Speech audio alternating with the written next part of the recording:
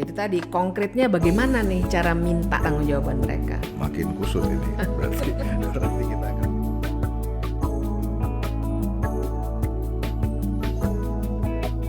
Oke Mbak, kita mulai dengan satu pertanyaan paling sederhana.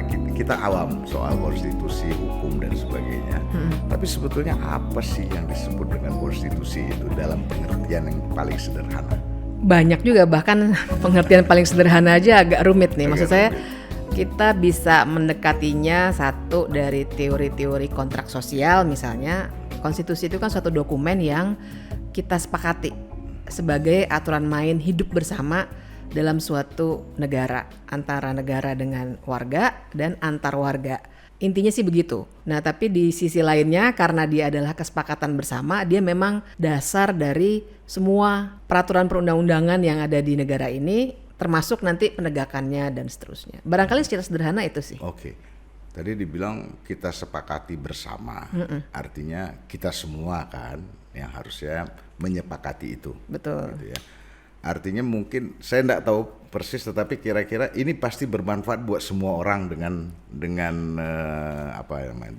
equal lah gitu ya, dengan asumsinya begitu. Karena kan sebenarnya tuh konsep konstitusi itu sebagai kesepakatan aturan main bersama dalam sebuah negara kan lahir dari sebuah pandangan filosofis tentang bagaimana kita ini dalam suatu negara berdiri, ada warga. Dan ini sebenarnya tekanan yang paling penting dan saya kira akan sangat berguna buat diskusi kita nanti.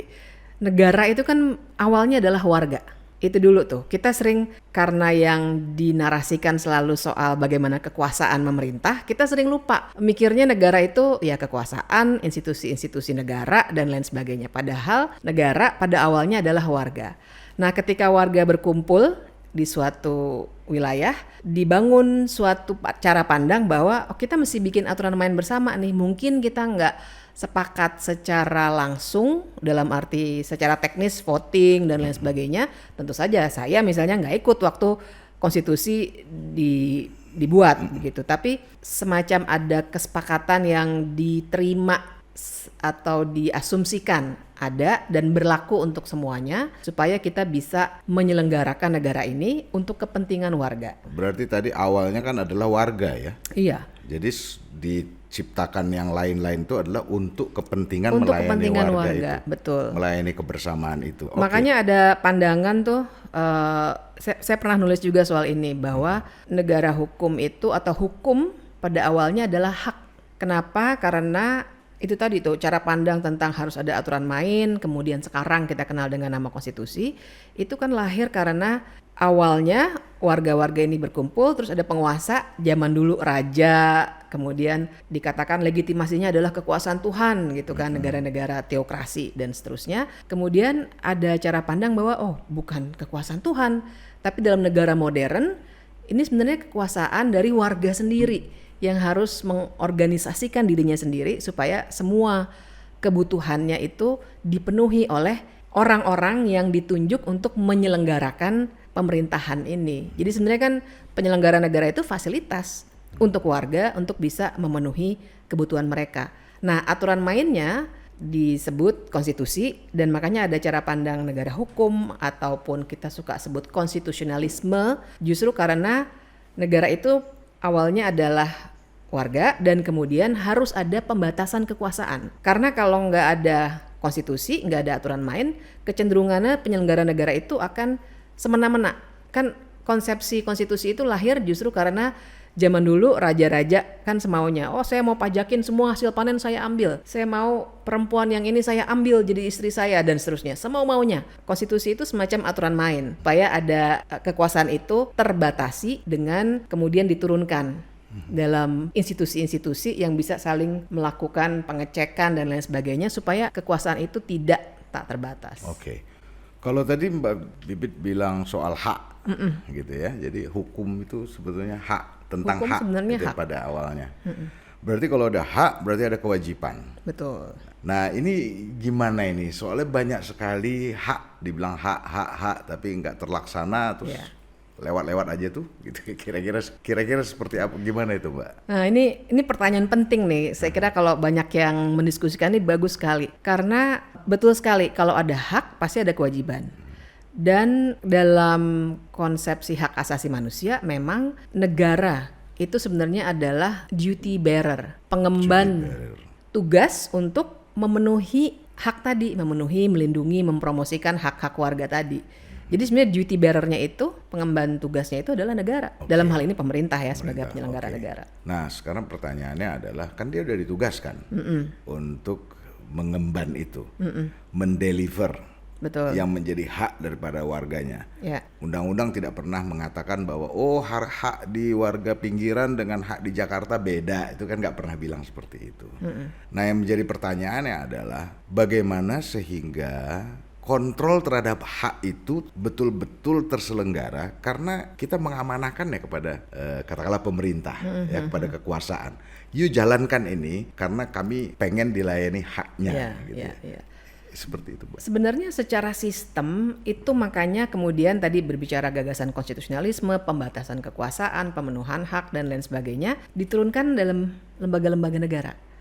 Jadi kalau tadi saya bilang duty bearer-nya negara, penyelenggaranya pemerintah, tapi kan sebenarnya negara bukan hanya pemerintah. Kalau kita pinjam trias politikanya Montesquieu, kita punya eksekutif, pemerintah, kita punya legislatif, dan kita punya yudikatif. Nah, jadi seharusnya legislatif itu yang jadi wakil warga, begitu ya, semuanya dengan sistem pemilu dan lain sebagainya, membuat suatu kebijakan dasar. Kita kenal produknya dalam bentuk undang-undang, tapi secara mendasar sebenarnya kan undang-undang itu bukan sekedar kertasnya ya, undang-undang nomor sekian, bukan soal itu. Tapi bagaimana wakil-wakil dari warga, karena kita udah nggak bisa lagi secara nyata ya, secara demografis nggak bisa lagi demokrasi langsung, menggunakan demokrasi perwakilan, orang-orang yang sudah dipilih kemudian menentukan ini yang harus dikerjakan oleh pemerintah sebagai eksekutornya, eksekutif kan. Jadi hal-hal ini yang harusnya kalian kerjakan untuk memenuhi hak-hak warga itu berdasarkan konstitusi tadi.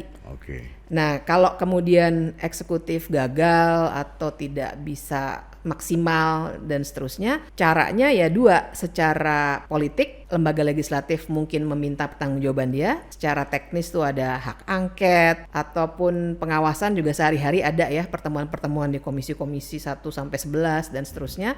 Tapi yang kedua, yudikatif melalui Mahkamah Konstitusi, melalui Mahkamah Agung dengan pengadilan di bawahnya. Kami sering sekali itu misalnya ke Pengadilan Tata Usaha Negara, itu yang paling konkret untuk pemenuhan apa ya, untuk checks and balances kepada pemerintah itu di PT UN. Tapi kan bisa masuk perdata, kemudian pidana. Jadi sistem di yudikatif itu juga harusnya bisa memastikan bahwa hak-hak itu betul-betul dipenuhi. Kira-kira yang terkait hak nih Mbak ya, hak konstitusi itu, ada nggak sih sanksi pidananya kalau nggak terjadi? Itu repotnya. Jadi saya sendiri sebagai orang yang belajarnya hukum tata negara punya kesulitan menerangkan itu. Karena kalau soalnya adalah hak, memang secara mendasar dia nggak punya sanksi konkretnya. Jadi akhirnya kita hanya bisa menuntut secara politik gitu ya, atau dalam tergantung kasusnya kita bisa bawa ke Mahkamah Konstitusi kalau itu dalam konteks undang-undang yang misalnya melanggar hak. Konkret kelihatan gitu, melanggar hak, melanggar konstitusi, kita bisa bawa. Dalam kasus lain misalnya pemerintah daerah mengeluarkan kebijakan yang ternyata merugikan kelompok masyarakat tertentu karena diskriminatif, misalnya terhadap perempuan, nggak boleh pulang malam, kan cukup banyak tuh sebenarnya, bahkan sampai sekarang. Nah itu misalnya bisa dibawa ke Mahkamah Agung, ke Pengadilan Tata Usaha Negara. Tapi khusus pidananya untuk penyelenggara negara memang nggak ada secara umum. Makanya kasuistis sekali dan tergantung kasusnya apa harus di challenge ke pengadilan. Tapi ukuran-ukuran langsungnya yang bisa secara abstrak dipertanyakan kepada penyelenggara negara dan punya sanksi itu nggak ada sebenarnya. Kayak perlakuan khusus inclusivity ya, itu kan hak warga negara. Betul. Ambil contoh lah, gara-gara itu sampai harus meninggal dunia gitu kan. Berarti kan ada yang salah, ya kan? Pasti ada yang salah gitu loh. Nah, pertanggungjawabannya di mana? Saya kira ini masalah pertanggungjawaban ini penting ya kalau kita berbicara tentang hak konstitusi tadi. Nah, upaya untuk mengkonkretkankah atau mendetailkan tanggung jawab ini? Nah, ini penting sekali nih. Ada yang paling baru, mungkin Pak Jiel pernah baca juga ya, yang soal anak yang lehernya sampai uratnya ada yang putus karena kena kabel. kan bingung, ini siapa yang harus bertanggung jawab? Bisa dilarikan ke perusahaannya, bisa dilarikan ke pemerintah, menurut saya semuanya bisa kena. Betul. Nah makanya saya bilang tadi kasuistis, untuk kasusnya anak itu sebenarnya cukup terang. Karena kasusnya ada yang konkret, menurut saya sih bisa dibawa ke Perdata juga perusahaannya, bisa dibawa ke PT UN juga, dan bisa dibawa ke pidana juga. Karena mengakibatkan seseorang cacat begitu kan. Itu konkret. Ada unsur kelalaian di situ. Ada unsur kelalaian dan lain sebagainya. Tapi kasus lainnya misalnya saya coba cari-cari deh. Misalnya saja banyak juga yang bisa dibawa ke ombudsman. Misalnya tadi kan karena Pak Jilal ngomongin inklusivitas ya. Dari Undang-Undang Dasar turun ada Undang-Undang tentang penyandang disabilitas 2016. Nah misalnya undang-undang itu mengharuskan fasilitas semuanya harus ramah disabilitas. Nggak boleh ada gedung yang cuma ada tangganya sebenarnya kalau itu adalah fasilitas publik. Tapi nyatanya kalau kita cek aja secara random nih sekarang banyak sekali sebenarnya. Sepanjang tidak ada yang mempermasalahkan dalam kasus konkret seperti kasus anak yang kena kabel itu, maka kita jadi sulit untuk meminta pertanggungjawaban itu. Konsepsinya benar. Semua perbuatan harus akuntabel. Prinsipnya demokrasi kan sebenarnya itu, akuntabilitas. Bagaimana cara kita menuntut supaya orang akuntabel. Nah, tapi akhirnya kita harus masuk ke hal-hal yang sifatnya konkret, kasus per kasus.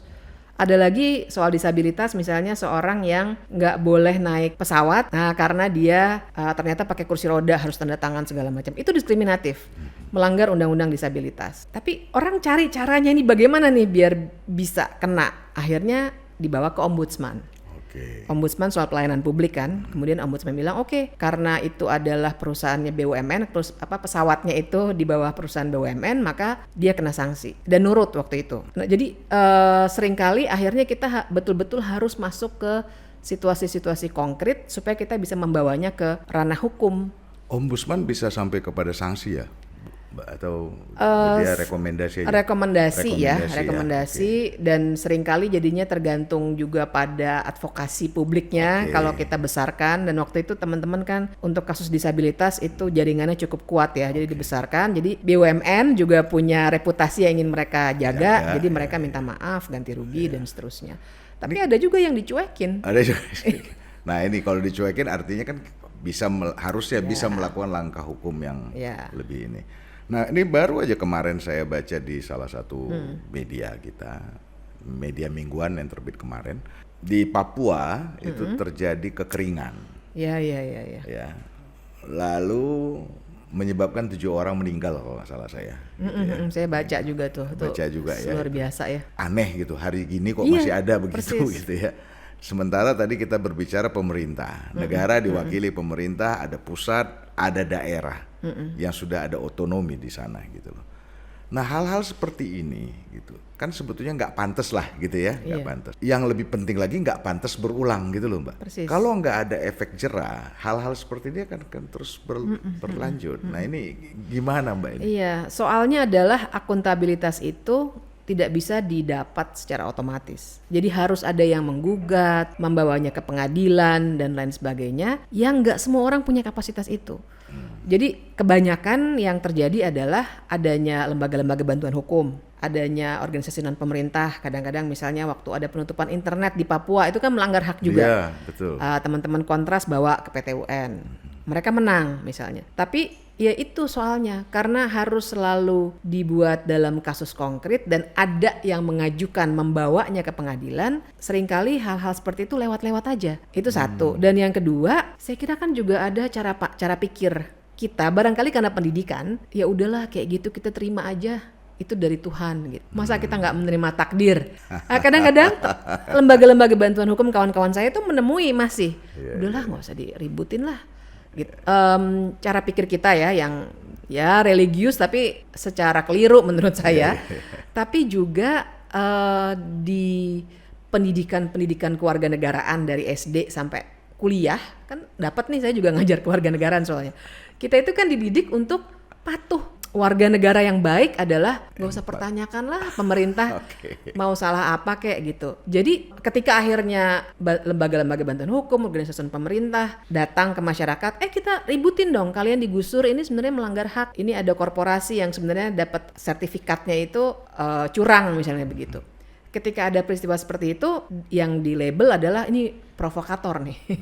Masyarakat sebenarnya diem-diem aja, tapi dibuat melek hukum, sebenarnya bagus kan, dibuat melek hukum, tuntut haknya. Nah, tapi saya kira itu yang jadi masalah di kalangan, di warga sendiri, kesadaran hukum kritis itu belum terlalu banyak.